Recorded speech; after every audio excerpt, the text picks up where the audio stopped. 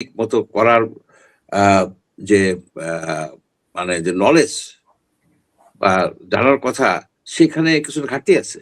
আরেকটা হচ্ছে যে এটাও ঘাটতি আছে, যারা রিটার্নিং অফিসার তাদেরও কিন্তু নির্বাচন করানোর সুষ্ঠু নির্বাচন করানোর অভিজ্ঞতা লিমিটেড। আপনি ধরেন যে 2014 সনে 153টা আসনে তো নির্বাচনই হয় নাই, সেখানে একপাক্ষিক।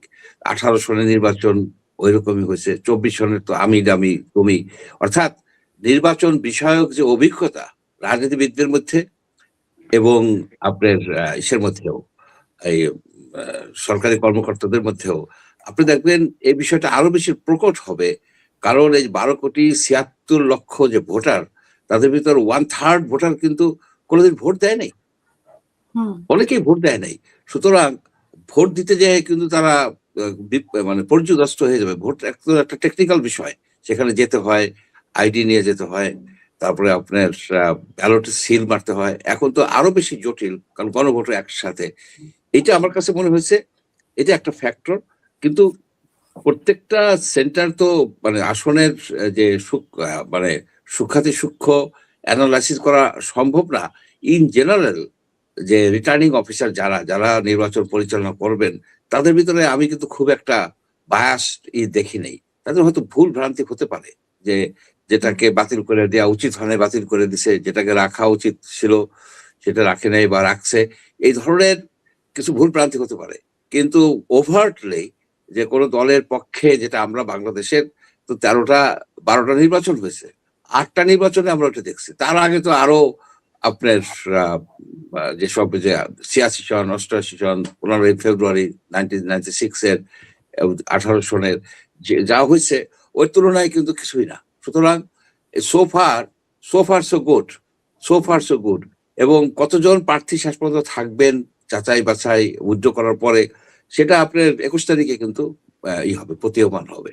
এখন এখন বলা যা কিছু বলা হবে না কেন, সেটা হয়তো তাৎক্ষণিক হবে, কিন্তু ফাইনাল এটা আমরা জানতে পারবো তো 20 তারিখের পরে, যখন অ্যাপিলের শেষ হয়ে যাচ্ছে, উইথড্র করবে মনে হয় কালকে লাস্ট ডেট উইথড্র করবে। এবং আপনার একটা নির্বাচনের দিকে, নির্বাচনী ট্রেনে আসলে জাতি উঠে গেছে। তো সরকার যে বলছে যে মানে লেভেল প্লেইং ফিল্ডের সমস্ত ব্যবস্থা সরকার করছে, আপাতত দৃষ্টিতে সেরকম মনে হচ্ছে কেনা যে লেভেল প্লেইং ফিল্ড? আচ্ছা, আপনি যদি দেখেন level playing field, Tarique Rahman বিএনপির যে এখন চেয়ারপারসন, অ্যাকচুয়ালি ভারপ্রাপ্ত না, চেয়ারপারসনই বলা যায়, চেয়ারপারসন, সে কিন্তু একজন এমপি ক্যান্ডিডেট। সে কিন্তু ঢাকা 17 সে কিন্তু এমপি ক্যান্ডিডেট। তাকে আপনার round the clock secret service বা এসএসএফ দিয়ে প্রোটেকশন দিচ্ছেন, সবকিছু রকমের তাকে আপনি একটা ভিআইপি মর্যাদা দিচ্ছেন। আপনি কি অন্য ক্যান্ডিডেটদেরকে সেরকম কিছু করছেন কিনা?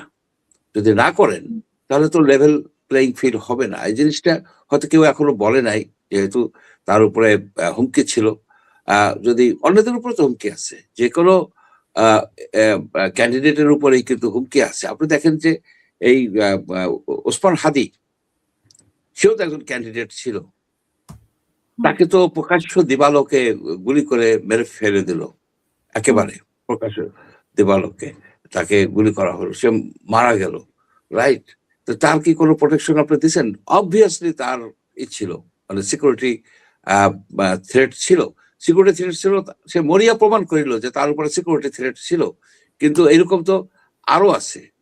শুধু যে তারেক রহমানের উপরেই যে হামলা হতে পারে বা তাকেই আপনি একমাত্র দিবেন, আরেকজনকে কিভাবে খুন করা হলো সেটাও তো আমরা দেখলাম, যদিও সেটা নিয়ে খুব একটা আলোচনা আমরা করতে দেখছি না।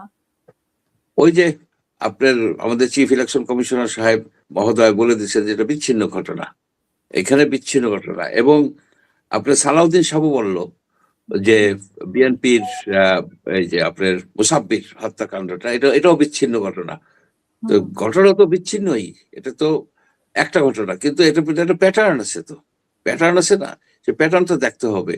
আর এই বাংলাটা এরা কোথায় পাইলো যে যে কোনো একটা লোক খুন হয়ে গেলে কেউ কেউ বলা শুরু করে দেয় বিচ্ছিন্ন ঘটনা, আইসোলেটেড ইভেন্ট। অর্থাৎ এই ইভেন্টটা, এই ঘটনাটা ঘটা মানে একেবারে একটা রেয়ার ঘটনা, তাই কি?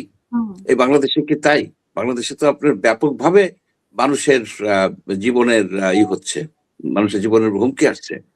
ক্যান্ডিডেট, নন ক্যান্ডিডেট, সাধারণ লোক খুন হয়ে যাচ্ছে, মৃত্যুর হার তো অনেক বেশি। সেগুলো এগুলি তো বিচ্ছিন্ন না, এগুলো একটা ধারাবাহিক ভাবে আইন শৃঙ্খলা পরিস্থিতির হচ্ছে, মানে অবনতি হচ্ছে। এখানে যে বিষয়টা হচ্ছে যে রাজনীতিবিদরা, সব না, বেশিরভাগ পলিটিশিয়ানরাই চাচ্ছেন যে একটা সুষ্ঠু নির্বাচন হোক। কারণ এইভাবে তো হ্যাঙ্গিং অবস্থায় একটা নেশন থাকতে পারে না। এটা একটা নির্বাচন হবে, নির্বাচিত সরকার ভালো হোক মন্দ হোক, তাদের উপরে সকল দায়িত্ব হয়।